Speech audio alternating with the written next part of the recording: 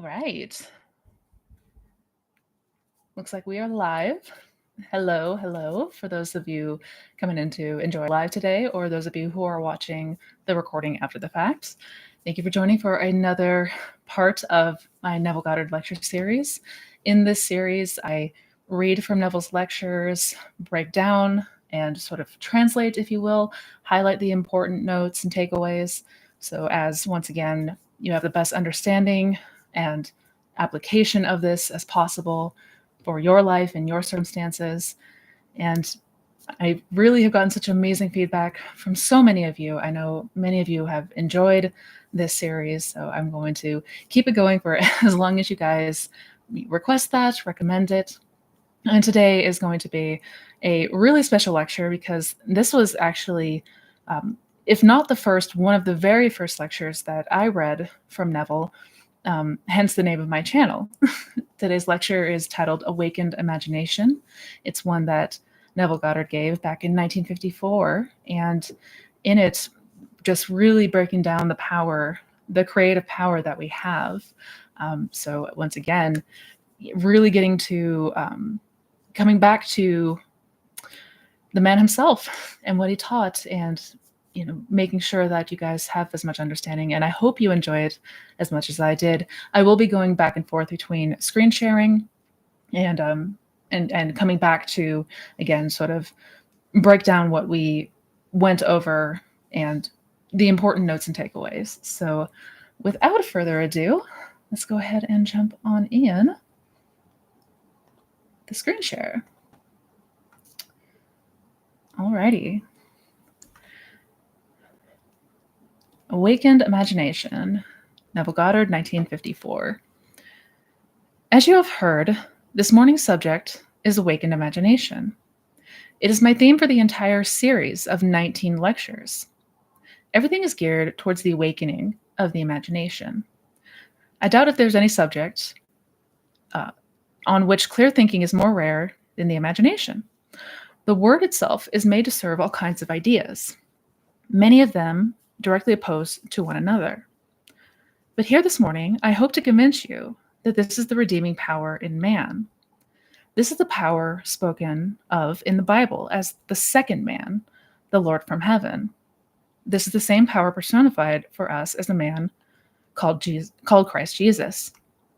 In the ancient text, it was called Jacob, and there are numberless names in the Bible, all leading up and culminating in the grand flower called Christ Jesus. It may startle you to identify the central figure of the Gospels as human imagination, but I'm quite sure before the series is over, you will be convinced that this is what the ancients intended that we should know. But man has misread the Gospels as history and biography and cosmology, and so completely has gone asleep as to the power within himself.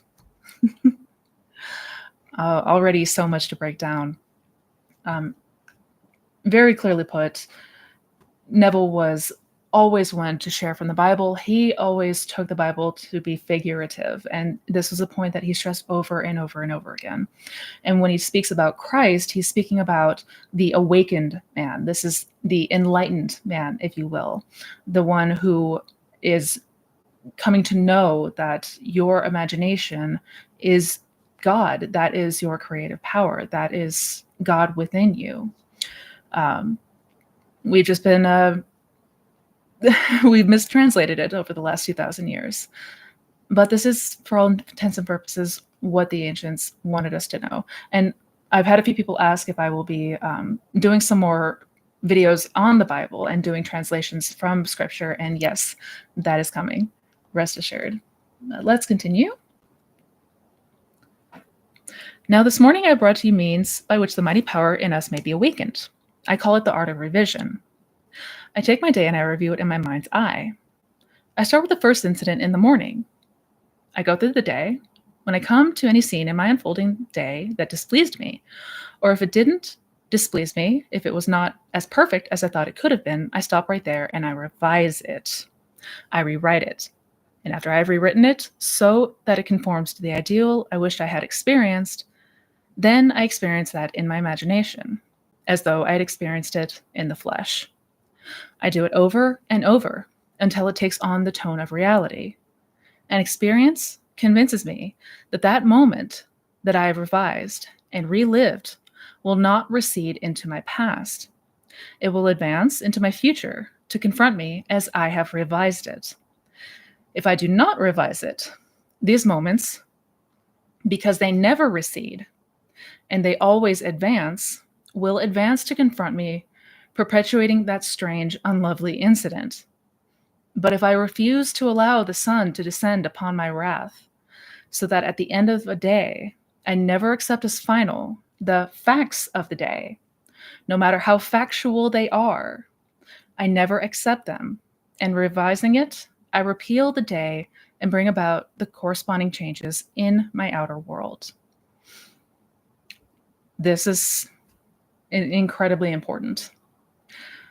I speak all the time about revision, so did Neville, for very important reasons. What we experience, what we react to, the things that we come into contact with and leave a new impression, the past never just recedes.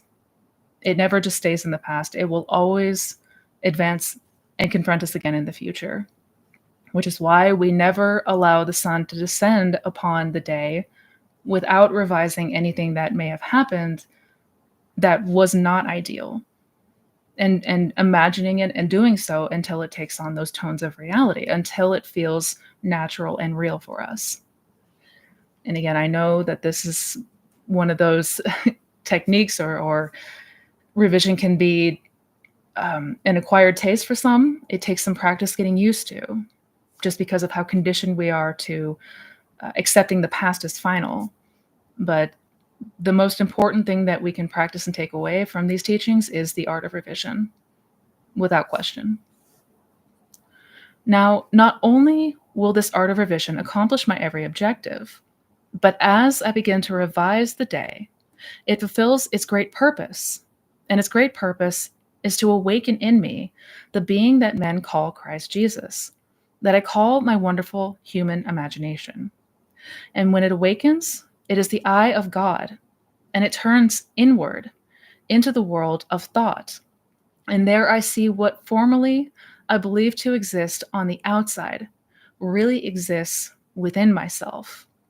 No matter what it is, I then discover that the whole of creation is rooted in me and ends in me, as I am rooted and end in God. And from that moment on, I find my real purpose in life. And my real purpose is simply to do the will of him that sent me. And the will of him that sent me is this, that of all that he has given me, I shall lose nothing, but raise it up again. This part is important. Not only will revision change your circumstances, not only will it break those old patterns and cycles and habits, but it will awaken something deeper within you. It really is the beginning to that enlightenment that we experience. It will make you increasingly more aware that everything is coming from you, that life happens from you, not to you, as we once and have always taken it to be. And what did he give me? He gave me every experience in my life. He gave me you. Every man, woman, and child that I meet is a gift to me from my Father. But they fell in me because of my attitude towards society, because of my attitude towards myself. When I begin to awaken and the eye opens, and I see the whole is myself made visible, I then must fulfill my real purpose, which is the will of him that sent me. And the will is to raise up those that I allowed in my ignorance when I slept to descend within me. Then starts the real art of revision. To be the man, regardless of your impressions of that man, regardless of the facts of the case that are all staring you in the face, it is your duty when you become awakened to lift him up within you, within yourself, and you will discover that he was never the cause of your displeasure. When you look at him, and you are displeased. Look within, and you will find the source of the displeasure. It did not originate there. This part is important. So, the real purpose that he's talking about here and lifting others is to revise other people that have shown up in ways that are not ideal. This is forgiveness. This is also arguably one of the most challenging things we're set out to do.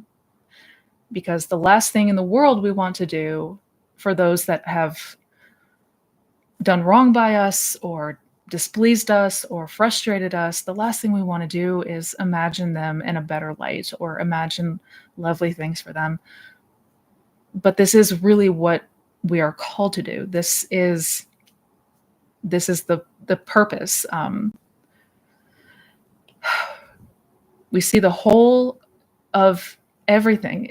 Everything is the self made visible. Everything is our self pushed out. Not just other people, but literally everything. And our real purpose is the will of God. And the will of God is to raise up those that I allowed in my ignorance when I was asleep or unconscious of this and didn't know any better, when I allowed people to be terrible, or at least when I held the old conceptions of others. So the assumptions that other people are a certain way that is not ideal.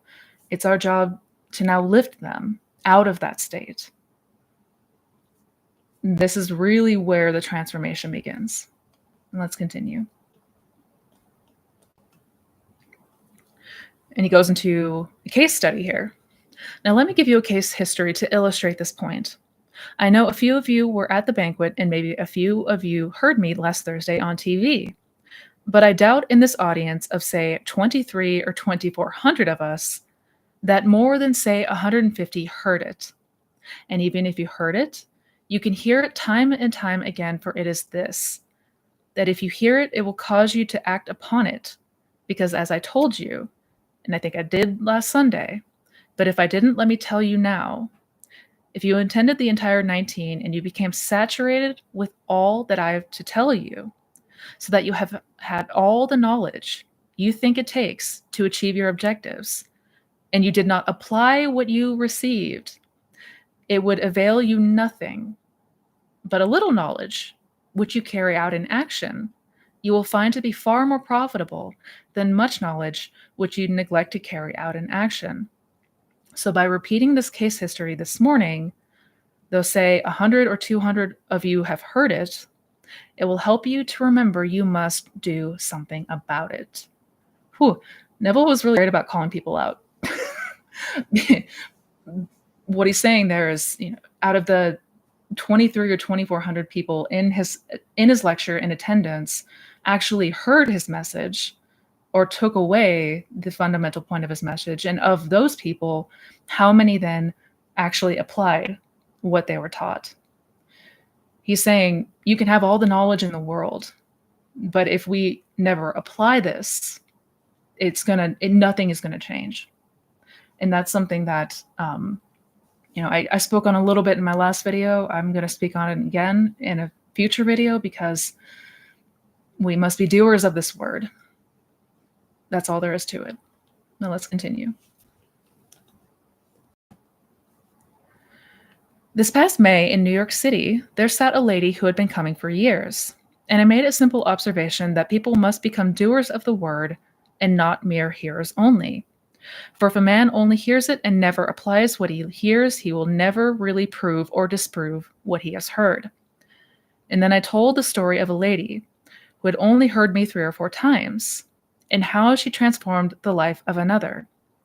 And this lady, hearing what one who came only 3 times, and this miracle took place in her life, she went home determined that she would really apply what she has heard over the years. And this is what she did. 2 years before, after a violent quarrel, she was ordered out of her son's home by her daughter-in-law. Her son said, "Mother, you need no proof from me that I love you. It's obvious. I think I have proven that every day of my life. But if that's Mary's decision, and I regret it, it must be my decision. For I love Mary, and we live in the same house, and it is our house. It is our little family. And I'm sorry she feels this way about it. But you know, these little things that culminate in an explosion, as took place today. If that is her decision, it is mine. That was 2 years ago. She went home and she realized that night, after night, for over 2 years, she had allowed the sun to descend upon her wrath. She thought of this wonderful family that she loved and felt herself ostracized from it, expelled from the home of her son. She did nothing about revising it, and yet I had been talking revision to my New York audience for the past year. This is what she did now. She knew the morning's mail brought nothing. This was a Wednesday night.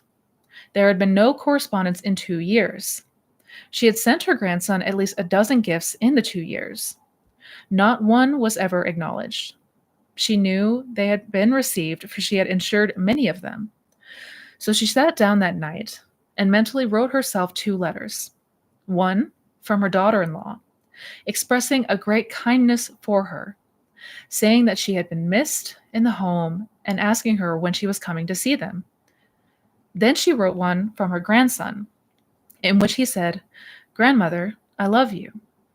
Then came a little expression of thanks for the last birthday present, which was in April. And then came a feeling of sadness, rather, because he hadn't seen her, and begging her to come and see him soon. These 2 short notes she memorized, and then, as she was about to sleep, she took her imaginary hands and held these letters, and she read them mentally to herself until they woke in her the feeling of joy, because she had heard from her family that she was wanted once more. She read these letters over and over, feeling the joy that was hers because she had received them, and fell asleep in her project. For 7 nights, this lady read these 2 letters. On the morning of the 8th day, she received the letter.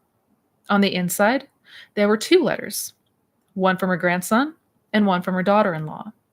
These letters were identical with the letters she had mentally written herself 7 days before. Where was the estrangement? Where was the conflict?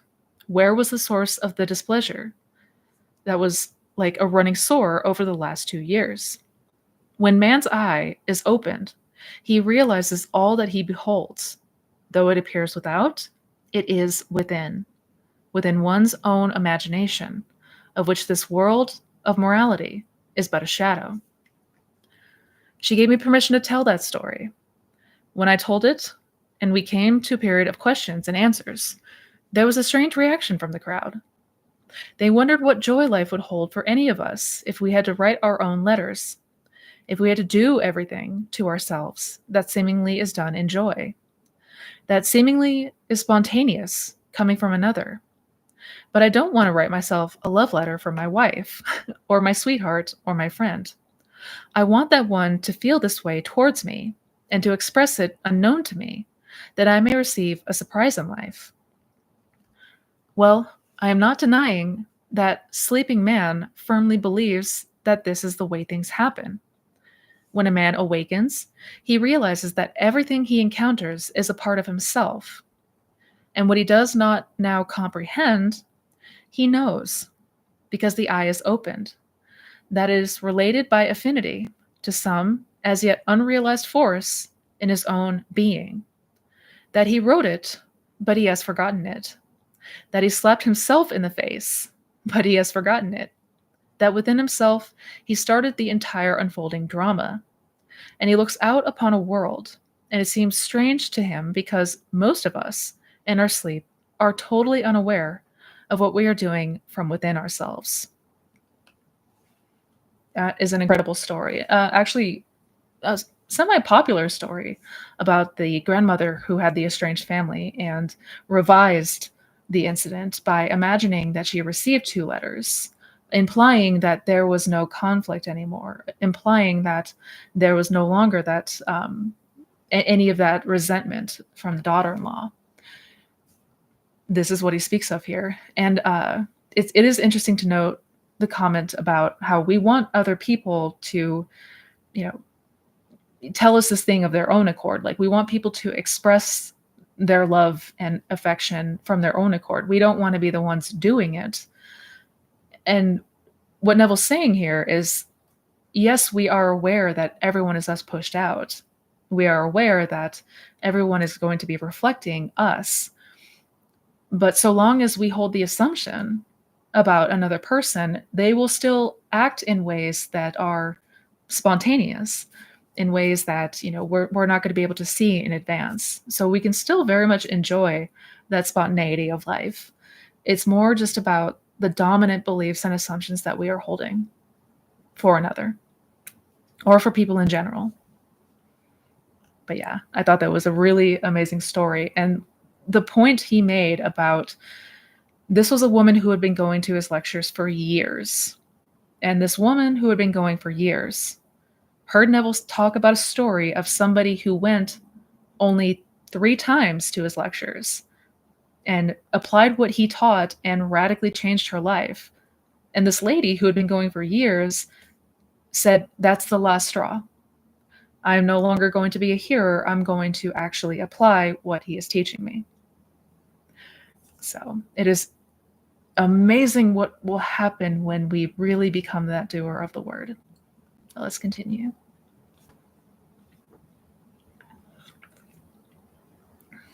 What that lady did, every man and woman in this audience today can do. It will not take you years to provide it. What I tell you now may startle you. It may seem to be bordering on insanity, for the insane believe in the reality of subjective states, and the sane man only believes in what the senses will allow, what they will dictate. And I'm going to tell you, when you begin to awake, you assert the supremacy of imagination, and you put all things in subjection to it. You never again bow before the dictates of facts and accept life on the basis of the world without. To you, truth is not confined by facts, but by the intensity of your imagination. And I'm going to repeat that. To you, truth is not confined by facts, but by the intensity of your imagination. So here we find the embodiment of truth, which I say is human imagination, standing in the world drama before the embodiment of reason personified as Pontius Pilate. That represents truth and reason, by the way, of the Bible. And he is given the authority to question truth, and they ask him, "What is the truth?" And the truth remains silent. He refuses to justify any action of his. He refuses to justify anything that was done to him, for he knows no man cometh unto me, save I call him. No man takes away my life. I lay it down myself. You didn't choose me, I have chosen you. For here is truth seeing nothing hereafter in pure objectivity, but seeing everything subjectively related to himself, and he the source of all the actions that take place within his world. So truth remains absolutely silent and says nothing when reason questions him concerning the true definition of truth. Because when the eye opens, it knows that what is an idea to the sleeping man is a fact to the awakened imagination. An objective fact, not an idea. I entertain the idea of a friend, and I make some wonderful concept of him in my mind's eye. And when I sleep, it seems to be a wish. It seems to be the longing of my heart, but purely subjective, just an idea. And the eye within me opens, and he stands before me, embodying the quality that I desired in my sleep to see him express. So what is an idea to the sleeping man? The unawakened imagination is an objective reality to awakened imagination. This is so important. This is when we say that imagination is the real reality. To the awakened imagination, an idea is not just an idea. It's not just some far-off fantasy. An idea, an imaginal idea, is a fact. It is truth.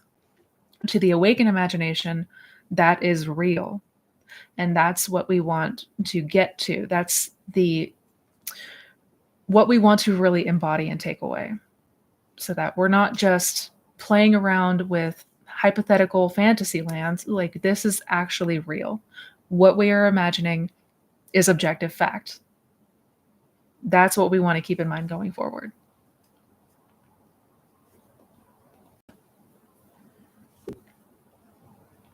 Now, this exercise calls for, I would say, the active, voluntary use of imagination as against the passive, involuntary acceptance of appearances. We never accept as true and as final anything unless it conforms to the ideal we desire to embody within our world. And we do exactly what the grandmother did. But now we start it and we do it daily. You may get your results tomorrow. It may come the day after. It may come in a week. But I assure you, they will come. You do not need some strange laboratory, like our scientists, to prove or disprove this theory. Here in 1905, a young man startled the scientific world with his equation that no one could even test. It is said not 6 men lived who could understand his equation. It was 14 years later before Lord Rutherford could devise the means to test that equation, and he found that it was true. Not 100%, because he did not have the means at his hand to really give it a complete test. It was another 14 years before further tests could be made. And you know the results of that equation that Einstein gave us in 1905. For today, man, not knowing the power of his own imagination, stands startled at the results of that unlocking of energy. But he was the man who said, and I put it in the first page of my new book, imagination is more important than knowledge. Wholeheartedly agree. That was Albert Einstein. Imagination is more important than knowledge. For if man accepts as final the facts that evidence bears witness to, he will never exercise this God-given means of redemption, which is his imagination. Now, I'm going to ask you to test this. You will not take the 3 weeks that I am here to prove it or disprove it, but the knowledge of it cannot prove itself. Only the application of that knowledge can prove it or disprove it. I know from experience you cannot disprove it. Take an objective, take a job, take some conversation with your boss, take an increase in salary. You say, well, the job doesn't allow it, or maybe the union will not allow it. I don't care what doesn't allow it. That is so perfectly said. And pointing out what we may right now be entertaining as facts, or what we may perceive as facts of the world, nonetheless, you have to reject it. Nonetheless, you do not accept anything in this outer world that does not line up with your objective, with what you want. And I know this is a point that we hear over and over and over again, but we are so thoroughly convinced by our 3D. We are at the mercy of the 3D circumstances that we just cannot conceive of anything being different. How could it be possible? Well, because anything is possible in your imagination. That's why it is your creative power. You can transcend any problems currently facing you in the 3D, and you can do that right now. There's no waiting. Neville says, take an objective, take a job, take anything. But we have to test this. We have to apply this. I know how easy it is to get stuck in spending the day looking for more resources, acquiring more knowledge, but at the end of that day, we have to test this.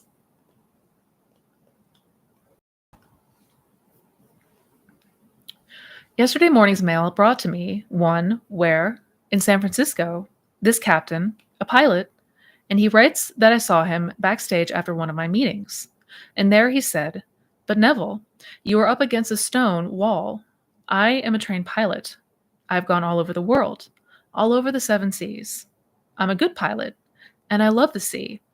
Not a thing in this world I want to do but go to sea. Yet they restrict me to certain waters because of seniority. No matter what argument I give them, the union is adamant, and they have closed the book on my request. I said, I don't care what they have done. You are transferring the power that rightfully belongs to God, which is your own imagination, to the shadow you cast upon the screen of space. Damn.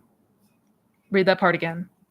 You are transferring the power that rightfully belongs to God, which is your own imagination, to the shadow you cast upon the screen of space.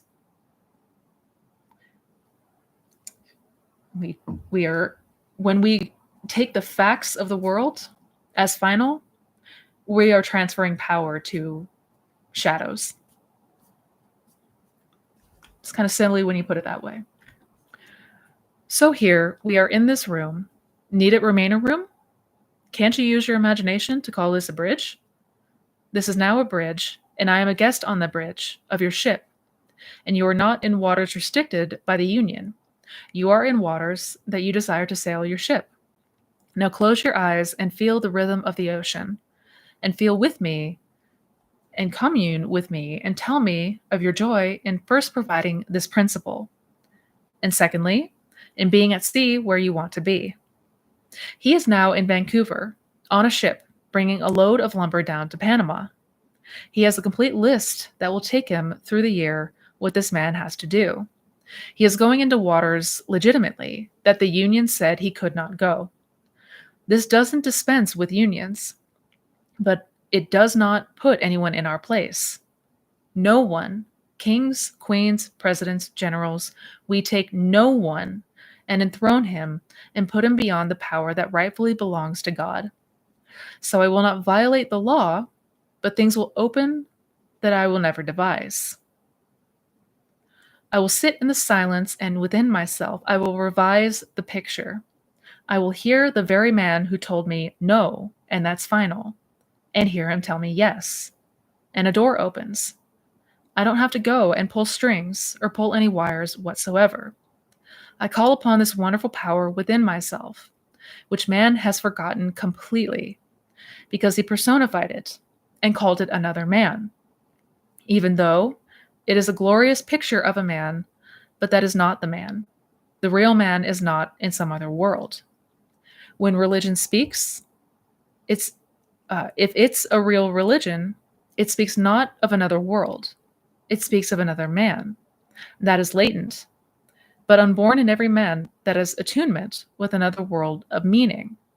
So that man sat, and he tuned in with another world of meaning, and brought it into being a power that he allowed to go to sleep because he read the laws of man too well. He accepted as final the dictate of facts, for they read him the bylaws. They read him the laws of the Union. And here today, he is flying the ocean as he wants to do it.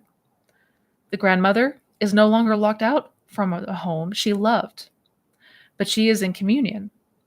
But she was locked out by herself for 2 years, and he was locked out by himself for well over 18 months, and burning up day after day, allowing the sun to descend upon his wrath, when he had the power within himself and the key to unlock every door in the world.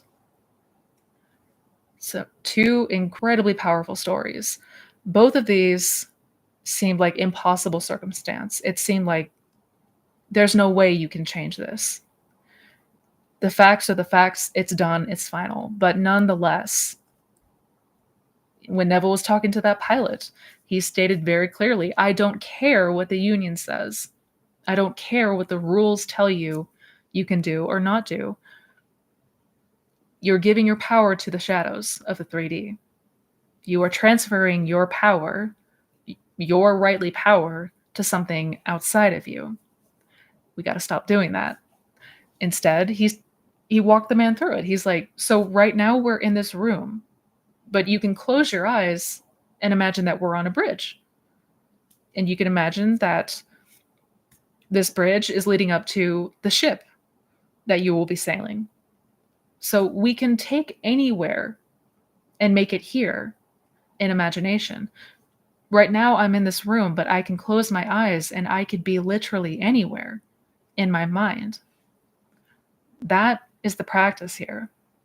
That is what we are going to day after day after day, over and over. Let's continue. I say to each and every one of you, I wouldn't take from you your outer comfort, your religion, for all these things are like toys for the sleeping man.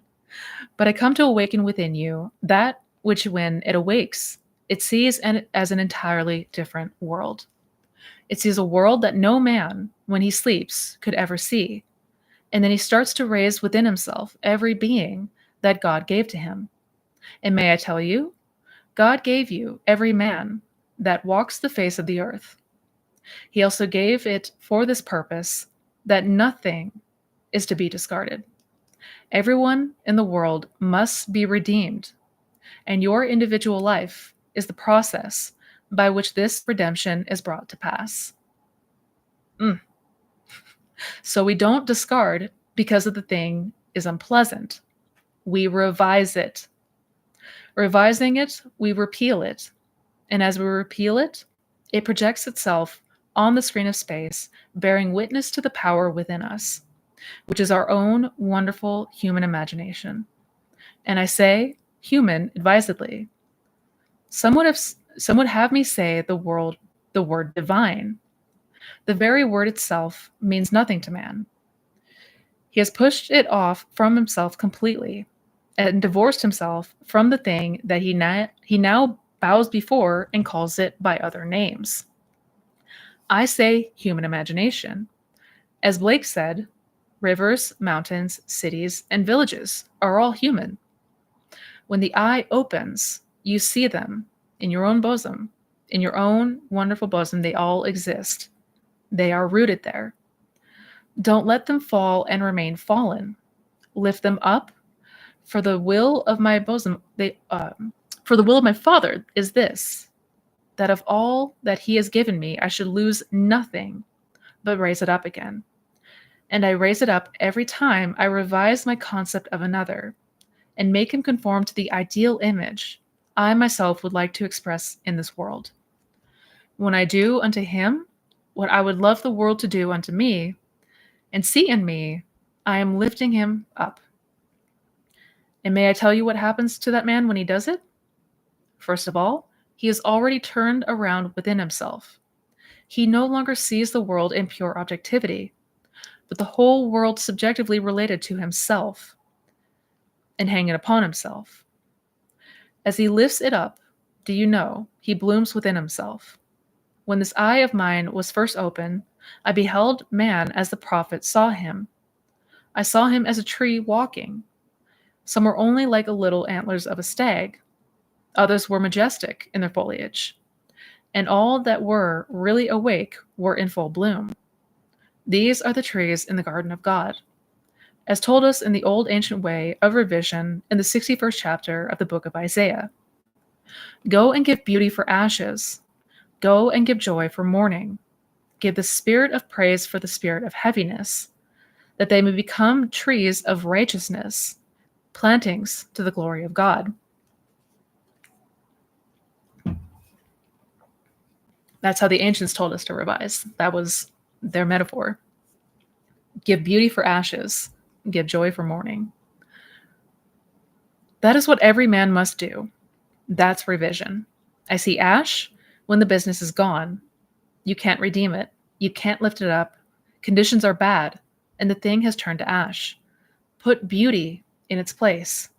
See customers, healthy in finances, healthy in attitude towards you, healthy in every sense of the word.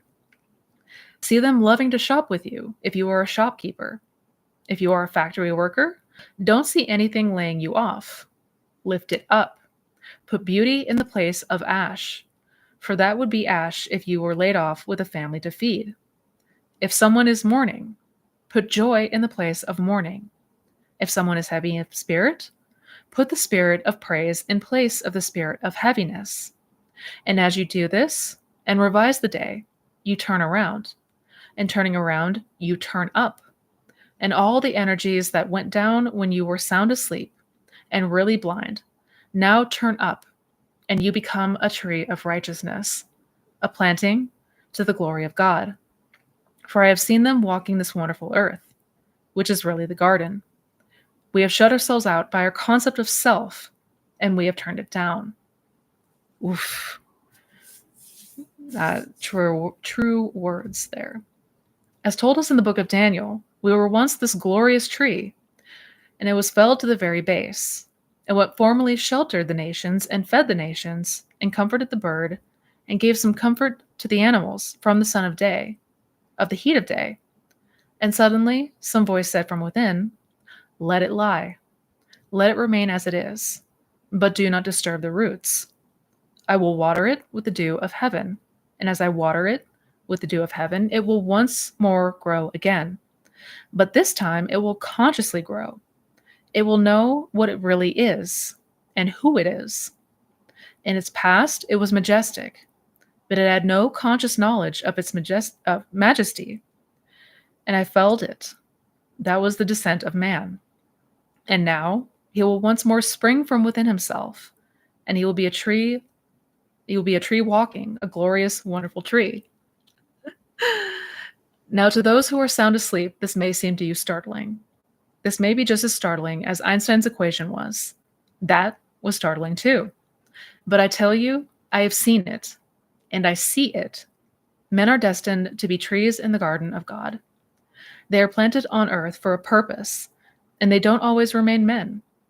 They are transformed as they turn in and turn up. This is the true meaning of the transfiguration. There is complete metamorphosis taking place like the grub into the butterfly. You don't remain what you appear to be when man is asleep. And there is no more glorious picture in the world than to see this living animated human being, for every branch within him is represented by an extension of himself called another. And when he lifts the other up, that branch not only comes into leafage, but it blossoms. And the living human blossoms, that blossom upon the tree of man who awakens. So that's my message for you this year. I'll give it to you to stir into being that which sleeps in you. For the Son of God sleeps in man, and the only purpose of being is to awaken him. So it is not to awaken this, nice as it appears to be, but this man of sense is only a casing. It is called the first man, but the first shall be last, and the last shall be first. So that which comes into being second, like Jacob coming second from his mother's womb, he takes precedence over his brother Esau, who came first. Esau was the one like this.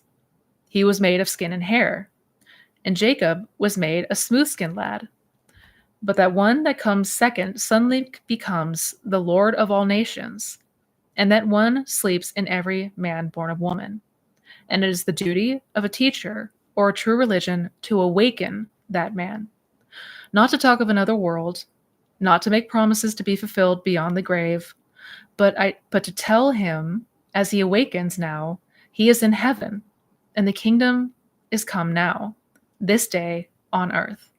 For as he awakens, he revises his day, and he repeals his day, and projects a more beautiful picture onto the screen of space.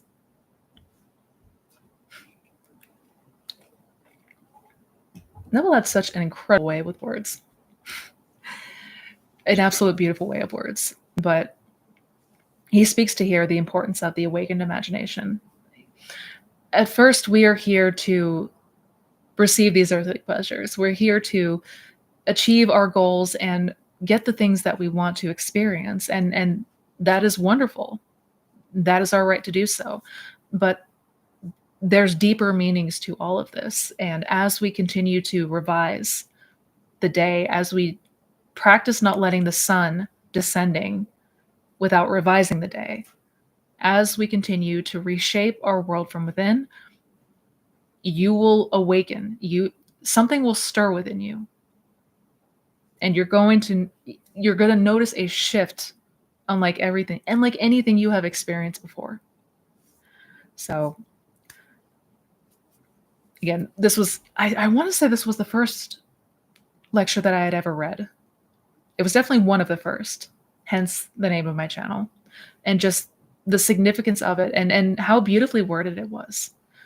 But we want to remember not to accept as final whatever may be appearing out here that is not ideal. Don't take the facts of the world and pretend like we are helpless to it. Reshape it. Continue to practice reshaping it.